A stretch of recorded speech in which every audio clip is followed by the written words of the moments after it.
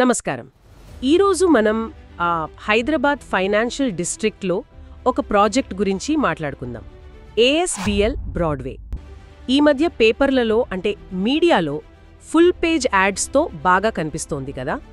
అందుకే మేము Caldwell bankers Sutra property తరపున మా దగ్గరున్న అనాలిసిస్ రిపోర్ట్స్, మార్కెట్ డేటా ఇవన్నీ చూసి దీన్ని కొంచెం నిష్పక్షపాతంగా విశ్లేషిద్దామని అనుకుంటున్నాం.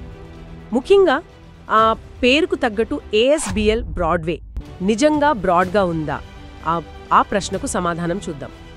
సరే, ముందు ప్రాజెక్ట్ డీటెయిల్స్లోకి వెళ్దాం.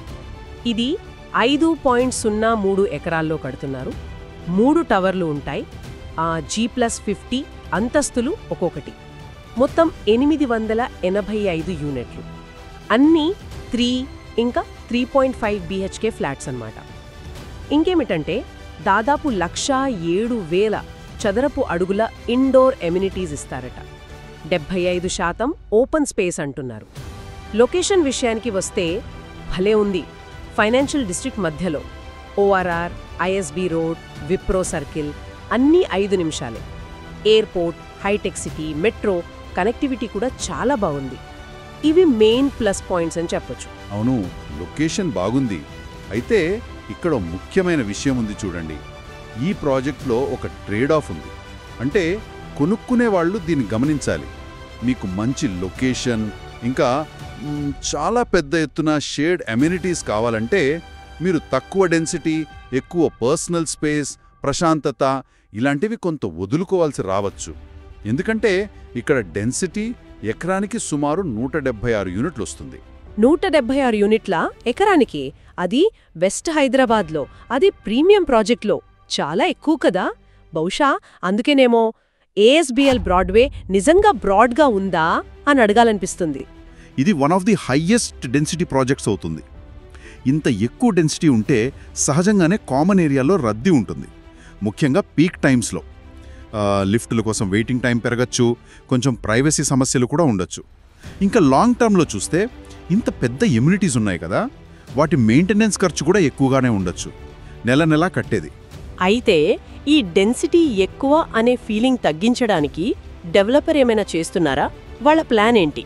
అవును, ఆ ప్రయత్నం కనిపిస్తోంది. వాళ్ళు చెప్పినట్టు 1,00,000 చదరపు అడుగుల పైనే ఇండోర్ ఎమ్యూనిటీస్ ఇస్తున్నారు. ఇంకా ఫ్లోర్ టు సీలింగ్ విండోస్, 3 వైపులా గ్లాస్ రైలింగ్స్తో బాల్కనీలు ఇట్లాంటివి. అంతేకాదు ప్రాజెక్ట్ లోపలే ఒక అర్బన్ కారిడార్ అంటున్నారు.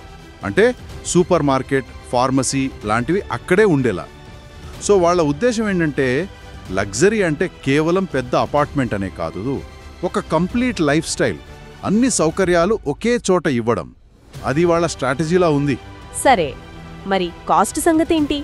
ధర, పేమెంట్ షెడ్యూల్ ఎట్లా ఉన్నాయి? స్టార్టింగ్ ప్రైజు సుమారు 2.5 కోట్లు అంటున్నారు. అంటే చదరపు అడుగుకి బేసిక్గా 8,799 రూపాయలు అన్నమాట. కానీ ఇది బేస్ ప్రైసే. దీనికి ఇంకా చాలా యాడ్ అవుతాయి. ఫ్లోర్ రైస్ ప్రీమియం ఉంటుంది 6వ ఫ్లోర్ నుంచి. కార్నర్ ఫ్లాట్ అయితే ఎక్స్ట్రా. ఇంకా ఇన్ఫ్రాస్ట్రక్చర్, క్లబ్ హౌస్, పార్కింగ్ ఫీజులు ఇవన్నీ ఉంటాయి. ఆ పైన GST, స్టాంప్ డ్యూటీ, రిజిస్ట్రేషన్, ఫ్యూచర్లో మళ్ళీ నెలవారీ మెయింటెనెన్స్. పేమెంట్ ప్లాన్ చూస్తే కనుక అది చాలా ఫ్రంట్ లోడెడ్. అంటే ప్రాజెక్ట్ ఇంకా పునాదుల స్టేజ్లోనే ఎక్స్కవేషన్, ఫుటింగ్ అయ్యేసరికే దాదాపు 40% కట్టేయాలి. 40%? ఓకే. మరి డెలివరీ ఎప్పుడు ఇస్తామంటున్నారు? డెలివరీ టైం లైన్ వచ్చి డిసెంబర్ 2029 అని మెన్షన్ చేశారు. అంటే ఇప్పుడు కొంటే సుమారుగా 5 సంవత్సరాలు పడుతుంది. 5 ఏళ్ళా? అది చాలా లాంగ్ టైం కదా. అవును, చాలా ఎక్కువ టైం. వాస్తవానికి వాళ్ళు మివాన్ టెక్నాలజీ వాడుతున్నారు కన్స్ట్రక్షన్కి. అది కొంచెం ఫాస్ట్గా కట్టడానికి హెల్ప్ చేసే టెక్నాలజీ. అల్యూమినియం ఫార్మోక్ సిస్టమ్ అంటారు. సో టెక్నికల్గా ఆ టైం లైన్ పాసిబుల్ ఏమో కానీ కొనేవాళ్ల డబ్బు మాత్రం ఇంతకాలం లాక్ అయిపోతుంది. ఇది గుర్తుంచుకోవాలి. అవును, నిజమే. అంటే ఓవరాల్గా చూస్తే ఎవరు కొనొచ్చు అంటారు? ఎవరికిది అంత సూట్ అవ్వకపోవచ్చు. ఓకే, చూద్దాం. బై ఇఫ్ ఎవరైనా ఫైనాన్షియల్ డిస్ట్రిక్ట్లోనే జాబ్ చేస్తూ ఆఫీస్కి నడిచి వెళ్ళాలి, 0 కమ్యూట్ కావాలి అనుకుంటే, ఇంకా బోలెడు ఎమ్యూనిటీస్ ఉండాలి, సోషల్ లైఫ్, కమ్యూనిటీ యాక్టివిటీస్ ఇష్టం అనుకునే వాళ్ళకి డిసెంబర్ 2029 వరకు వెయిట్ చేయగలం. ఆ డెన్సిటీ మాకు పెద్ద ప్రాబ్లం కాదు అనుకుంటే వాళ్ళకి ఇదొక మంచి ఆప్షన్ అవ్వచ్చు. అవాయిడ్ ఇఫ్ లేదు మాకు ప్రశాంతంగా ఉండాలి, పర్సనల్ స్పేస్ ఎక్కువ కావాలి, తక్కువ జనాలు ఉండాలి అని కోరుకునే వాళ్ళకి బహుశా ఇదంతా నచ్చకపోవచ్చు. అలాగే మాకు త్వరగా ఇళ్ళు కావాలి, ఇంకో 5 ఏళ్లు వెయిట్ చేయలేమనుకునే వాళ్ళకి కూడా అది కష్టమే. ఆ ఫ్రంట్ లోడెడ్ పేమెంట్ ప్లాన్ కూడా అందరికీ వీలవ్వకపోవచ్చు. సో వాళ్ళు కూడా ఆలోచించాలి. మరి ఇదే ఏరియాలో ఆల్మోస్ట్ ఇదే బడ్జెట్లో వేరే ఆప్షన్స్ ఏమైనా ఉన్నాయా, ప్రత్యామ్నాయాలు? ఉన్నాయి. అంటే కొంచెం తక్కువ డెన్సిటీ కావాలనుకుంటే గనక మైస్కాప్ వాళ్ళ సాంగ్స్ ఆఫ్ ద సన్ ఉంది. అక్కడ ఎకరానికి 99 యూనిట్లే. లేదా ప్రెస్టీజ్ బెవర్లీ హిల్స్, అది సుమారు 139 యూనిట్స్ ఎకరే. ఇదే డెవలపర్ ఏఎస్పిఎల్ నుంచి లాఫ్ట్ అనే ఇంకో ప్రాజెక్ట్ ఉంది. దాని డెన్సిటీ కూడా ఎక్కువే, బ్రాడ్వే లాగే సుమారు 181 యూనిట్స్ ఎకరే. కానీ అది డిసెంబర్ 2026కే డెలివరీ. అంటే టైమ్ లైన్ కొంచెం తక్కువ. ఇంకా జిహెచ్ఆర్ ద క్యాస్కేడ్స్ సుమారు 164 యూనిట్స్ ఎకరే. వెస్టర్న్ స్ప్రింగ్స్ సుమారు 114 యూనిట్స్ ఎకరే. ఇవి కూడా ఎక్కువ అమ్యూనిటీస్, ఆల్మోస్ట్ సిమిలర్ డెన్సిటీ ప్రాజెక్టులే. అయితే ఎవరైనా ఇన్వెస్ట్మెంట్ కోసమే చూస్తుంటే, అంటే రిస్క్ తగ్గించుకోవాలి, వెంటనే రెంట్ రావాలి అనుకుంటే ఏఎస్పిఎల్ వాళ్ళ పాత ప్రాజెక్టులలో రీసేల్ యూనిట్ చూడటం బెటరేమో. లేదా త్వరలో అయ్యే ఏఎస్పిఎల్ లాఫ్ట్ కూడా చూడొచ్చు. ఓకే, సో ముగింపుగా చెప్పాలంటే ఏఎస్బిఎల్ బ్రాడ్వే ఫైనాన్షియల్ డిస్ట్రిక్ట్లో పనిచేసే ప్రొఫెషనల్స్ని టార్గెట్ చేసినట్టుంది. అధిక డెన్సిటీ, దానికి తగ్గట్టు అత్యధిక ఎమ్యూనిటీస్ ఈ మోడల్పై వెళ్తున్నారు. లొకేషన్, కనెక్టివిటీ, ఆ భారీ ఎమ్యూనిటీస్ ఇవన్నీ ప్లస్ పాయింట్స్.